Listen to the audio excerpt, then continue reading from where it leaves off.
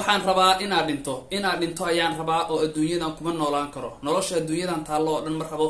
inaad dhinto oo qabri aan galo oo aakhire aan aado ayaan rabaa. waayo adduunyada nolosheeda oo dhan waa ka niyad jabay, rafaad iyo hoog iyo halaag iyo silac ayay igu noqotay.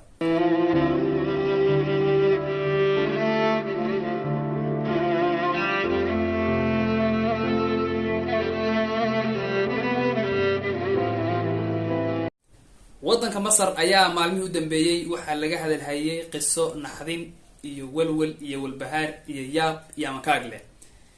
wiilka yarka u jeedaan sawirkiisa ayaa waxaa lagu marti qaaday barnaamij magaciisa la yiraahdo waaxid min annaas oo ka baxa telefishin ku yaala waddanka Masar oo la yiraahdo Al-Hayaa. barnaamijka waxaa soo sii daaya nin wariye ah oo caan ah oo magaciisa la yiraahdo Umar Al-Laythi. wiilka yarka ayaa lagu marti qaaday marka qisadan oo aad loo hadalhayay maalmahan dambe ayaan kusoo qaadan doonaa barnaamijkeena maanta. qisada walwalka iyo walbahaarka leh ee wiilkan ee lagu kala aragti duwan yahay ilaa iyo hadda sidee ayay ku bilaabatay. wiilkana ujeedaan hooyadiis iyo aabihiis ayaa isfuray isagoo aad u yar. deedna wiilkan waxaa qaatay oo yiri anaa korsanaya aabihiis. nasiib darrose markuu la joogay aabihiis muddo sanad iyo bar ah ayaa aabihiis tii ilaahay u timid oo waa u dhintay. deedna wiilkan mas-uuliyadiisii iyo in la koriyo waxay ku wareegtay adeerkiis ayaa korin jiray oo guriga adeerkiis ayuu joogay muddo badan. ugu dambeyn wiilkan yarka ayaa wuxuu go-aansaday inuu ku noqdo gurigii hooyadiis. laakiin hooyadiis nin kale ayay guursatay oo nolol kale ayay samaysatay oo qoys kale ayay yeelatay. laakiin markasta waa hooyadiis. guriga hooyadiis markuu tegay ninkii hooyadiis qabay ayaa diiday inuu guriga ku noolaado. arrinta kaloo yaab kale waxa weeye waa sida uu wiilkan asna sheegay hadalkan uu dhigay in hooyadiis ay ninkii soo raacday oo ay labadooda oo midaysan ay wiilkan yarka ah soo cayriyeen oo ay bannaan kusoo tuureen oo ay soo dayriyeen. wiilkan yarka oo barnaamijka aad ugu dhex ooyayay oo dad badan ay niyad jabeen oo dad badan ay walwal walbahaar ku noqotay. wiilkan yarka siduu u ooyayo ayaa wuxuu sheegay barnaamij dhexdiisa wuxuu ku sheegay soo hadba mar ku ooyaya inuu hadda isaga nool yahay meel caruurta lagu hayo oo guriga adeerkiis inuu kasoo tegay gurigii hooyadiis iyo qoyska cusub ay dhisatay iyo ninkeedana laga soo dayriyay oo laga soo cayriyay. wiilkan oo barnaamijka aad ugu dhex ooyaya ayaa wuxuu sheegay inuu jeclaan lahaa inuu iska dhinto oo adduunyadan oo dhanba uu ka tago.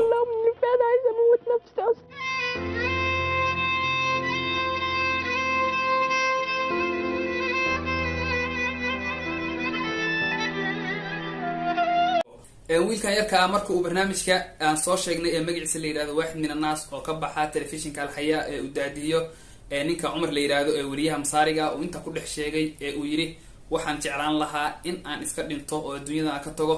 dad badan ayaa baraha bulshada waxa ay ka sameeyeen yacni olole looga soo horjeedo maamadii dhashay wiilkan iyadoo ku sheegay in ay tahay qof aad u liidata oo aad iyo aad u naxariis daran. waayahay qisadan oo weli lagu kala aragti duwan yahay aan dhankan kale ka eegno. hooyadii wiilkan dhashay maxay ka tiri qisada wiilkan.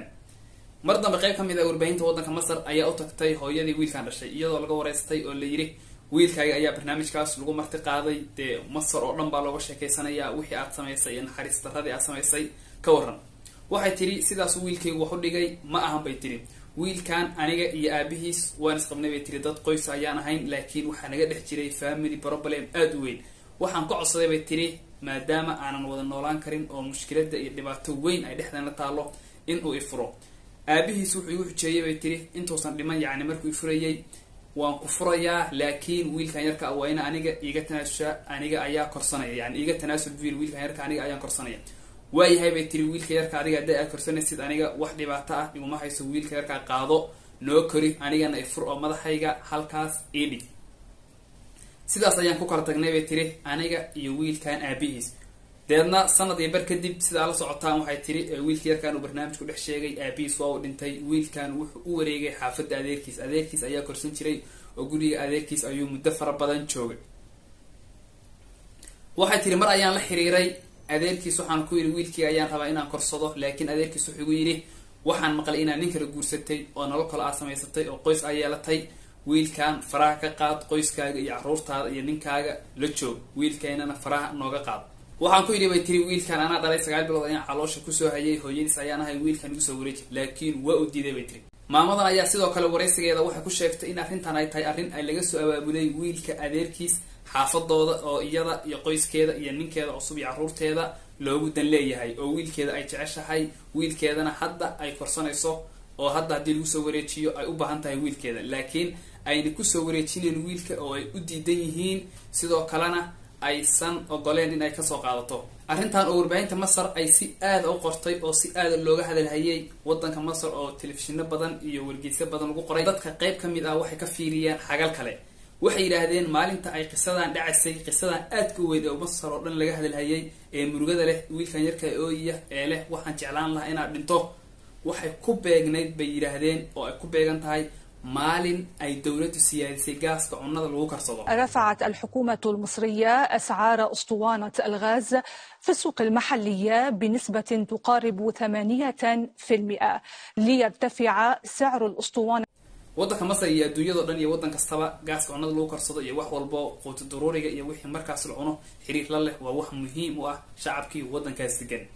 marka waxay yiraahdeen si dawladdu ay dadka uga jeediso arrinta ah in ay lacagtii ku siyaadiyeen gaaska cunnada lagu karsado, ayay waxay soo falkiyeen oo ay soo sameeyeen dawladda iyo mukhaabaraadkeeda iyo laamaha dawladduba arrintan si shacabka loogu jeediyo baraha bulshada iyo telefishinada iyo arrintan waxa ay ka leeyihiin. dadkan xagasha kale wax ka firiyay waxay yiraahdeen arrintan dadka lagu jeedinayo ee dhammaan warbaahinta iyo wariyaasha iyo telefishinada iyo baraha bulshada laga hadlayo arrinta oo si weyn ma wiilka iyo hooyadiisa la isku keeno ha loo celiyo wiilka hooyadiis. haddii arrin kale jirtana waa ay soo baxaysaa oo qoyska wiilka adeerkiis ay ku dhigan yihiin wiilka ama barnaamij kale uu jiro oo de yani family problem kale oo u dhaxeeya hooyada wiilkan dhashay iyo adeerkii soo korsaday, waa wax la arki karo oo wadanka maxkamadda ayuu leeyahay waa lagu kala baxayaa bay yiraahdeen.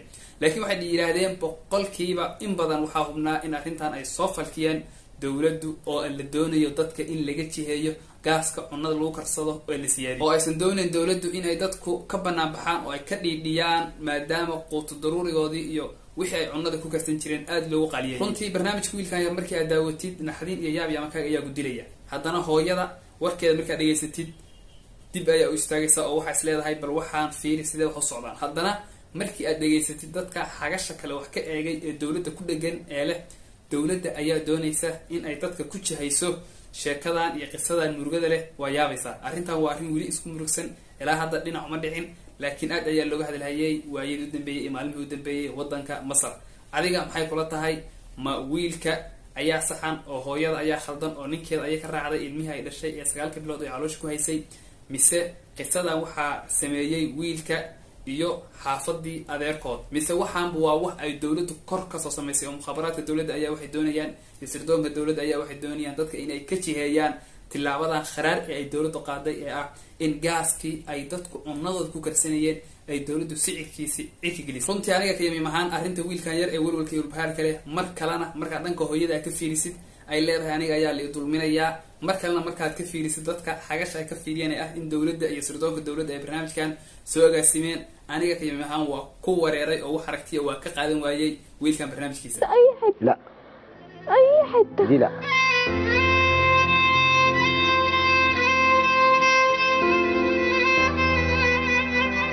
xalqadeena maanta intaas ayay ku eg tahay saaxiibayaal. kanaalkeena Yamyam Plus waxaan kusoo gudbinaa hadba wixii markaas aad looga hadalhayo dunida daafaheeda iyo wixii markaas trending ah.